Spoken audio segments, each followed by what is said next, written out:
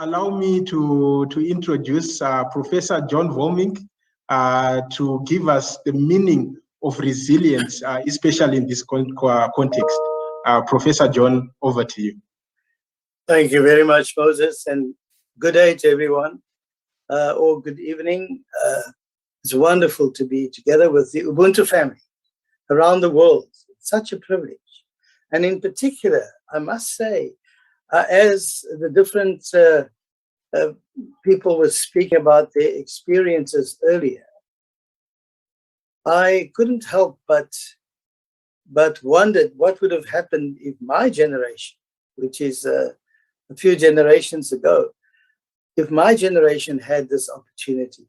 I wondered if the world would have really been a better place.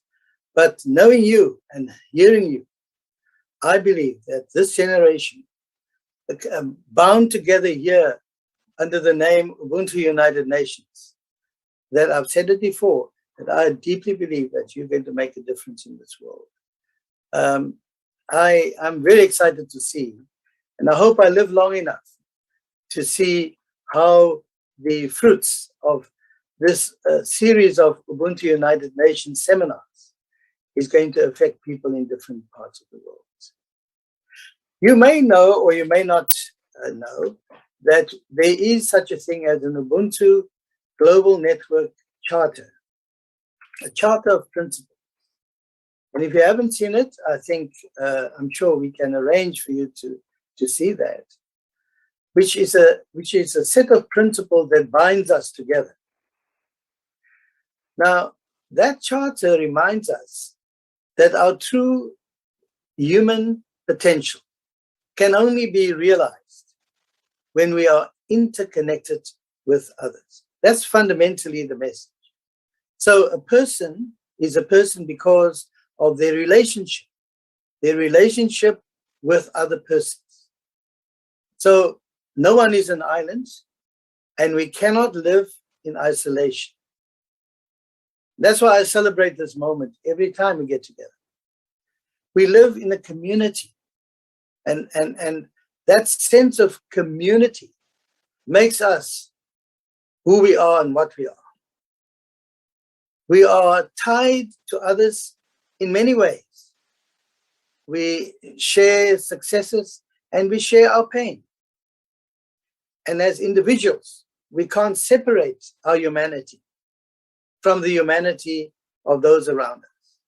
And that's a beautiful message to say to the world and to convince others that it's a better ethic than what we currently have. Bishop Desmond Tutu always says it so succinctly but so powerfully. And he says in 2008, Ubuntu tells us that you cannot be human all by yourself. Ubuntu tells us that you can't be human all by yourself, says Archbishop Desmond Tutu. In other words, as human beings, we cannot be happy alone. Neither should we be left to carry our pain alone. Cannot be happy alone. All of us, whether we are rich or poor, whether we are young or old, have encountered obstacles. And dealing with obstacles invariably means dealing with pain. And so comes the word resilience, as Moses has pointed out. You will recall that resilience is one of the 5 pillars of Ubuntu. And resilience is that quality which helps us work through the pain and dealing with those obstacles. And there's always a threshold. We have to be aware of the critical role resilience plays in our lives. Those who were born into challenging circumstances, such as poverty and other challenges, develop a resilience in order to deal with the challenges of life, and they deal with it. They develop that quite naturally, because there will always be challenges for them to face, and for us. It is the case that people who grow up in conditions of hardship know, probably more than most of us, from an early age, what it means to survive and to fight to survive. And therefore, their pain threshold is higher. They can take a lot of pain, and they have mental toughness. So, what about resilience and self-knowledge? You will recall that self-knowledge, which is another pillar of the Ubuntu Leaders Academy, tells us that if you want to achieve your goals, knowing yourself, you must make sure that the goals are congruent with the things that you value most. Because if there is congruence, you will be able to overcome any obstacle and you will be able to work through the pain. So make sure as you set your goals that they are congruent with the things that you value most and that you treasure most. But resilience doesn't speak, and I want to be clear here, it doesn't mean that when you talk about resilience, you speak about a triumphalist attitude based on individualism, narrow individualism. But rather, I want to be clear that resilience is based on an awareness that we live in a delicate web of connectedness with others. So to live without relationships is to live in poverty. I say that again. To live without relationships is to live in poverty. Because poverty is not necessarily the absence of goods, absence of money, absence of possessions. But real poverty is the absence of relationships. And because of that, it's also the absence of hope. And when you're there, you are very poor. Living outside of community limits your ability to cope with pain and limits your ability to cope with adversity and limits your ability to cope with challenges because you've got no one. You can have all the money in the world, but you can still be poor if you do not have relationships. So I say again, poverty for me is the absence of relationships. And Ubuntu reminds us, I am because we are. I am because we are. Which brings me to the importance of connectedness. Our ability to cope has to do with our willingness to stay connected to our sources of support. Remember, you cannot be happy alone. I said that earlier. Share your fears. Share your commitments. Share your dreams with others. Share your successes.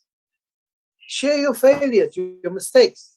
Some people learn from their mistakes and they begin again. And this time they begin a bit more intelligently. Others find the experience of failing so traumatic that they avoid the situation and therefore cannot overcome obstacles.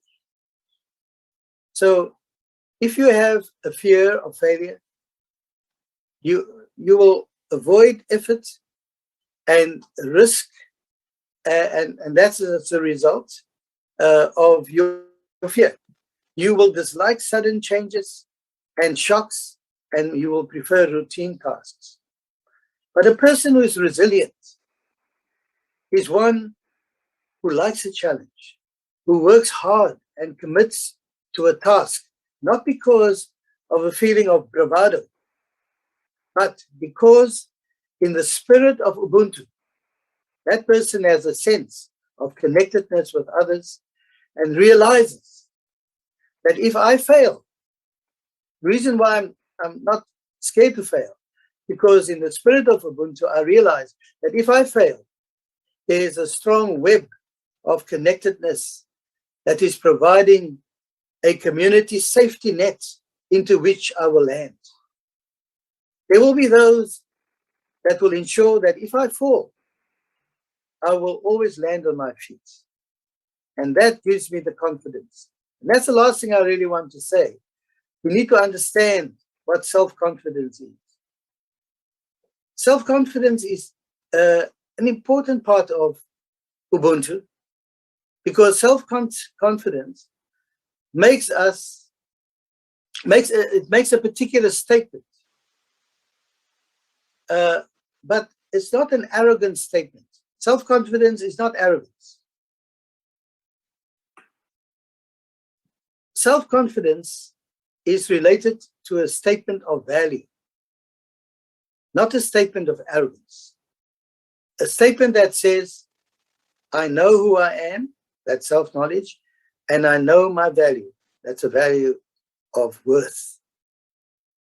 But self-confidence is important because it is about focus and courage, and also how to stay focused, like Nelson Mandela did, on where you want to go, and how to have the courage, even in the face of opposition and criticism, to continue working in the interest of others. So, Ubuntu is not about going on a personal mission, but it's going on a mission in the interest of the community,